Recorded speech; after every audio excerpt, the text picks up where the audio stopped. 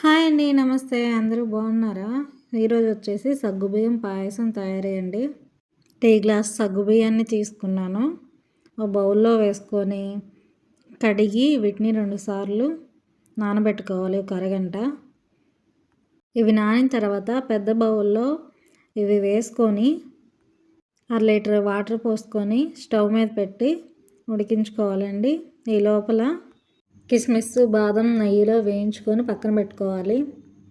అదే ప్యాన్లో సేమియా 1 కప్పు వేసుకొని వేపుకోవాలి. సగ్గుబియ్యం ఉడికిపోయినాయండి. ఇప్పుడు వీటిలో సేమియా వేసుకొని కలుపుకోవాలి. తర్వాత యాలక్కాయలు 2 దంచి దీంట్లో వేసుకొని కలుపుకొని సేమియాని ఉడకపెట్టుకోవాలండి. వేరే ప్యాన్లో బెల్లాన్ని కరగబెట్టుకోవాలి. ఈ కప్పుతోటి 2 కప్పులు బెల్లం తీసుకున్నాను.